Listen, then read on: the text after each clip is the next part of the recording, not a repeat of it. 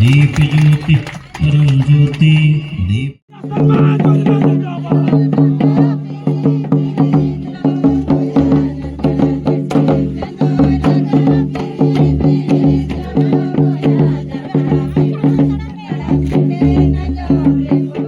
आपकी जिम्मेदारी कम हो सकती है, लेकिन जब तक हम सब लोग आगे नहीं आएंगे इसको हम लोग वन पर्यावरण को सुरक्षित नहीं कर सकते, संरक्षित नहीं कर सकते।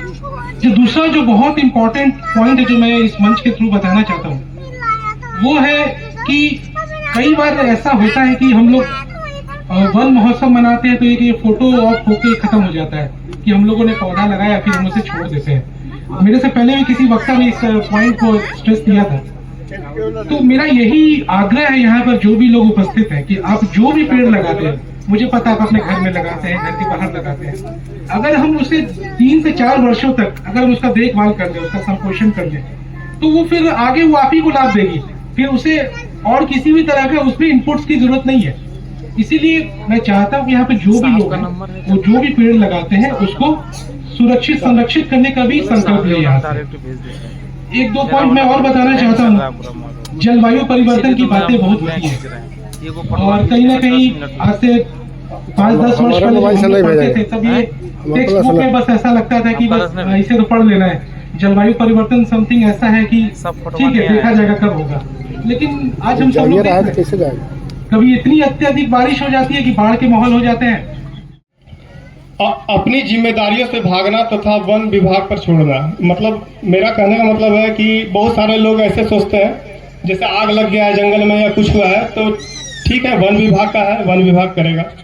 ऐसा नहीं है, इसमें वन समिति का भी रोल होता है और गांव-गांव में वन समिति है, इसलिए सारे गांव को जागरूक होना होगा और वन गांव के लिए ही है, ये चीज समझना पड़ेगा। तो वन बचाने का तरीका क्या क्या हमारा, पहला नंबर सतत विकास।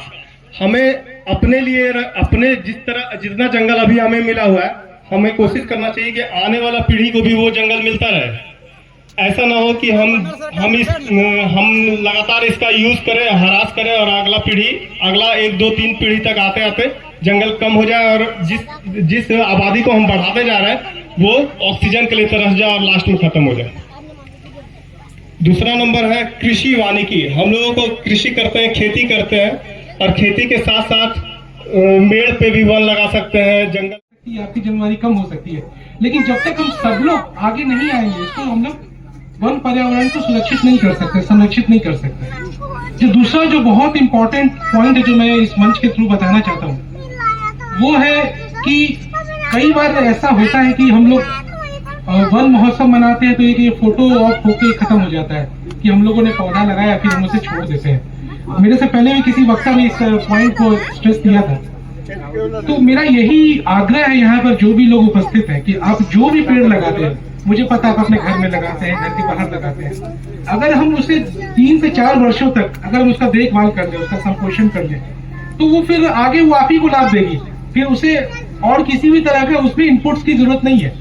इसीलिए मैं चाहता हूँ कि यहाँ पे जो भी लोग हैं वो जो भी पेड़ लगाते हैं उसको सुरक्षित संरक्षित करने का भी संकल्प ले। यहाँ से 1-2 पॉइंट मैं और बताना चाहता हूँ। जलवायु परिवर्तन की बातें बहुत होती है और कहीं ना कहीं आज से 5-10 वर्ष पहले पढ़ते थे तब ये टेक्स्ट बुक में बस ऐसा लगता था कि बस इसे तो पढ़ लेना है। जलवायु परिवर्तन समथिंग ऐसा है कि ठीक है देखा जाएगा कब होगा, लेकिन आज हम सब लोग कैसे जाएगा, कभी इतनी अत्यधिक बारिश हो जाती है कि बाढ़ के माहौल हो जाते हैं।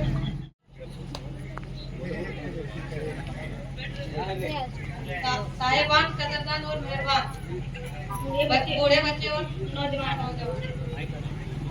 हिंदुस्तान, झारखंड, देवघर और सारे जहां